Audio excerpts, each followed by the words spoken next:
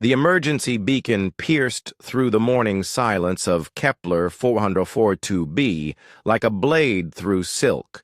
Commander HFY of the Vorthak hunting fleet materialized his tactical display with a gesture, his 6 eyes scanning the urgent transmission.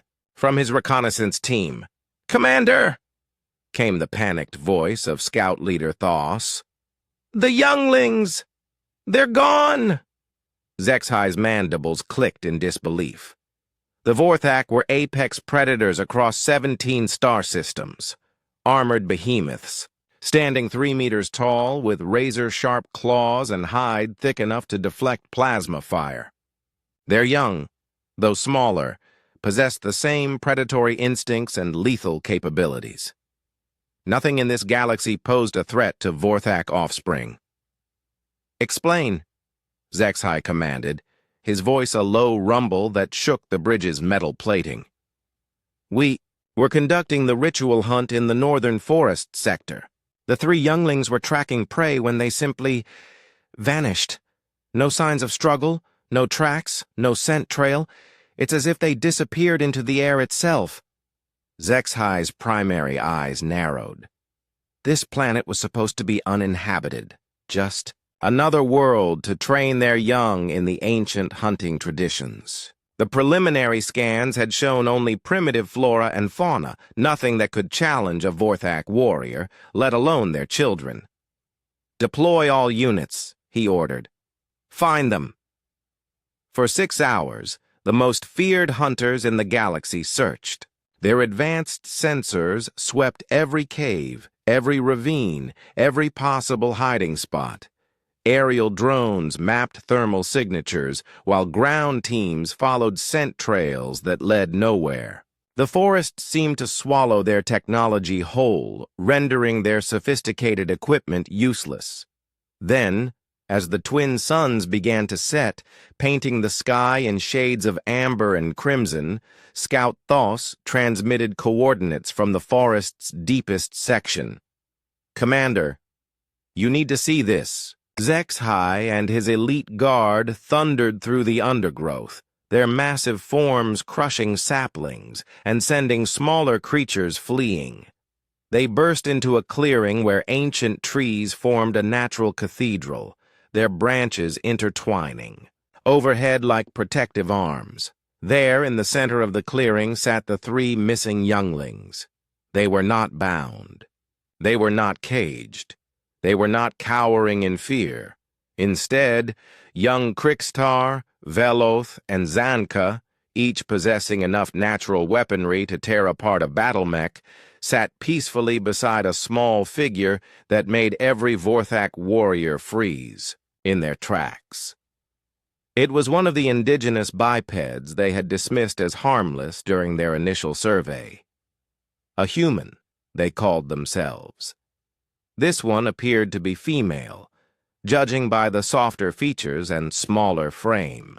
She wore simple clothing woven from plant fibers and sat cross-legged, her bare hands gently stroking the hide of young Krixtar as if he were a domesticated pet. The most shocking sight was not the human's casual proximity to 3 of the galaxy's most dangerous predators. It was the expressions on the younglings' faces, contentment, peace, something the Vorthak language had no word for because they had never seen it in their children before. "What sorcery is this?" growled Thos, raising his plasma rifle. The human looked up at the approaching warriors with calm brown eyes that held no fear, only curiosity, and what appeared to be concern. "Please don't make loud noises," she said, in accented but understandable galactic standard. They just fell asleep. Indeed, young Veloth's eyes were drooping, his massive head resting against the human's shoulder, while she hummed a soft melody. Zanka was already unconscious, curled up like an oversized cat, with her claws retracted for the first time since birth.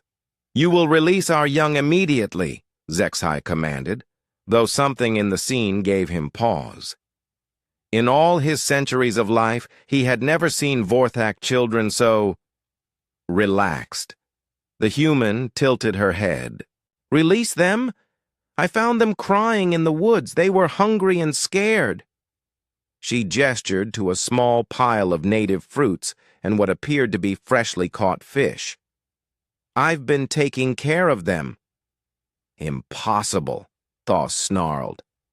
"Vorthak young fear nothing. They are apex predators from birth." The human's expression softened with something that looked remarkably like sympathy. "They're just babies," she said simply. "All babies get scared sometimes."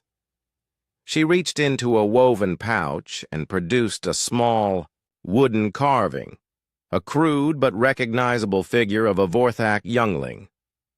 "I made this for little Crix here. He seemed to like it when I sang to him, so I thought he might want something to remember our time together." Crixtar, who had never shown affection toward anything in his short but violent life, carefully took the wooden figure with his massive claws and held it against his chest. "This is preposterous," Zexhai muttered, but his voice lacked conviction. "Humans are prey species, weak, defenseless." The human smiled, an expression that, on any other species, the Vorthak would interpret as a threat display. On her face it seemed to radiate warmth. "Maybe that's why we're good with children. We understand what it feels like to be small and vulnerable." She stood slowly, careful not to disturb the sleeping younglings. "I was a teacher back home before I ended up here. Children are children, regardless of species. They need safety, comfort, and someone who cares about them." As if responding to some signal, the three younglings stirred and looked around at their parents with bright, alert eyes.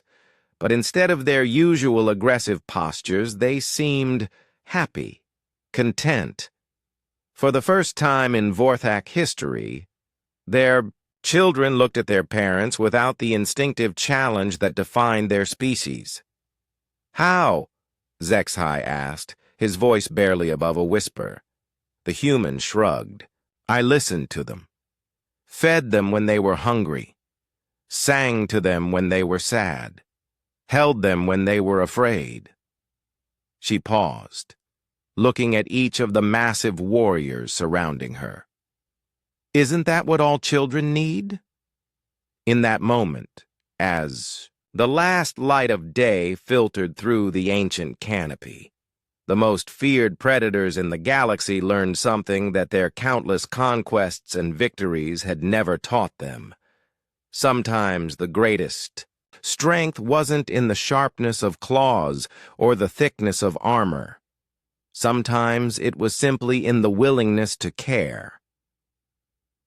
Young Crixtar toddled over to his father and held up the wooden carving, chattering excitedly in their native tongue about the soft speaker who had made it for him. For the first time in his life, Zexhai knelt down to his child's level and truly listened.